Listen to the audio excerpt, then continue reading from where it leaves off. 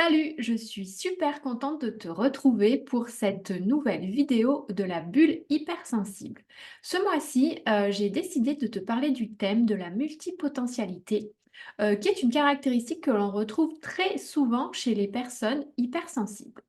Donc, dans cette vidéo, comme toujours, je vais te donner une définition de la multipotentialité. Je vais aussi te parler du lien qu'elle peut avoir avec l'hypersensibilité. Et en dernier lieu, je vais t'expliquer, te montrer en quoi être multipotentiel, ça peut être un véritable atout dans ta vie de girl boss hypersensible. Donc, comme toujours, moi, je commence par la définition des termes que j'emploie. Et la multipotentialité, eh bien, c'est le psychologue Ronald Frederickson qui a défini ce terme pour la première fois en 1972 lors de ses recherches sur la douance. Et il a explicité ce terme en disant que lorsqu'il est dans un milieu approprié, le multipotentiel se permet de sélectionner et de développer un certain nombre de compétences à niveau élevé.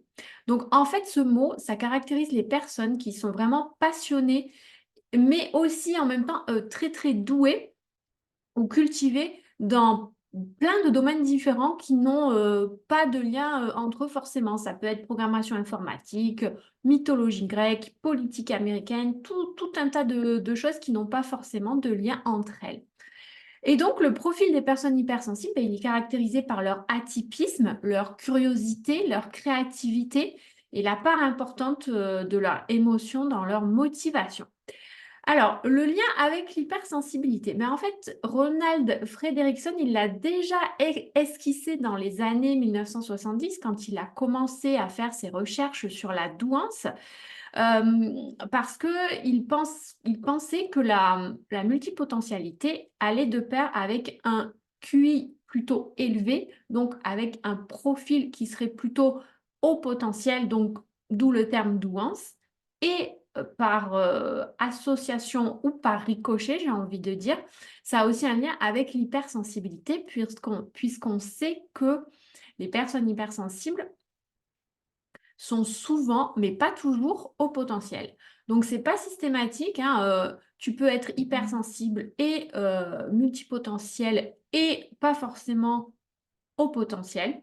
Donc, il n'y a pas de règle générale là-dessus, mais Frederickson avait déjà émis cette hypothèse d'un lien entre l'hypersensibilité, la douance et la multipotentialité.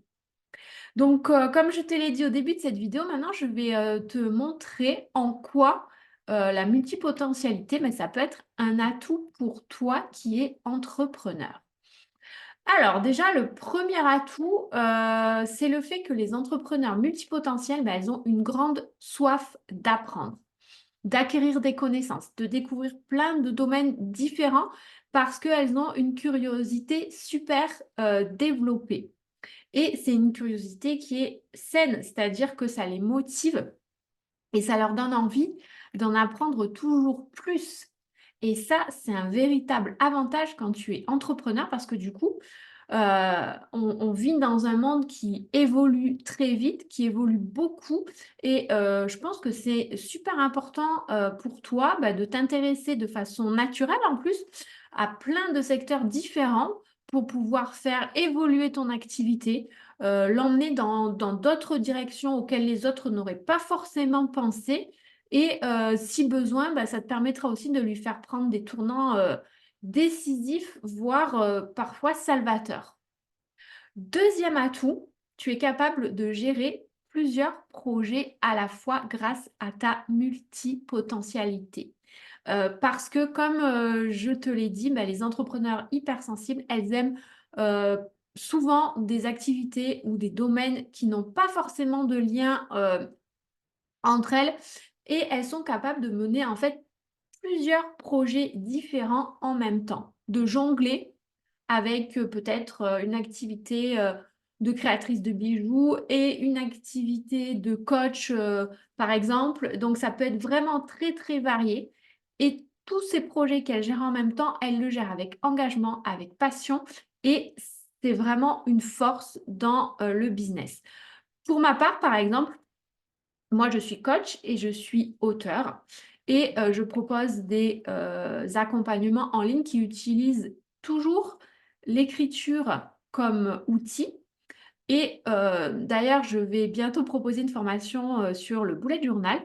Et donc, dans mon cas personnel, le fil conducteur des différents domaines qui m'intéressent, c'est l'écriture. Mais parfois, ben, il y a des autres entrepreneurs qui n'ont pas forcément de fil conducteur à première vue dans leur domaine d'activité. Et c'est ça qui est génial. Et c'est OK. Le troisième atout de la multipotentialité, c'est le fait de pouvoir sortir des cases. En fait, les personnes hypersensibles et multipotentielles, elles sont atypiques et elles ont besoin de sortir, de s'affranchir des codes de la société, de la norme, des cases dans lesquelles on veut les faire entrer. Et être multipotentiel, c'est pas du tout une autre étiquette, une nouvelle étiquette qu'on veut nous faire endosser, en fait, pas du tout. Au contraire, être multipotentiel, c'est justement pouvoir sortir des cases, c'est pouvoir créer en dehors des sentiers battus, pouvoir donner libre cours à ta créativité, à ton imagination débordante. Et c'est trouver en fait ta propre façon de développer ton activité qui est unique, singulière et qui ressemble à toi et à personne d'autre. Donc ça, c'est vraiment un atout super important quand on est entrepreneur. Voilà ce que je voulais te dire dans cette vidéo sur la multipotentialité. Et j'aimerais savoir comment ça résonne ce thème en toi. Est-ce que toi, tu te sens multipotentiel ou pas? Et si c'est le cas, comment tu utilises cet atout dans ton activité? Donc n'hésite pas à me poser des questions en dessous de cette vidéo ou à m'envoyer un message sur les réseaux si tu as envie d'échanger sur ce sujet, si tu as envie d'en savoir plus sur la multipotentialité. Sens-toi libre de me contacter.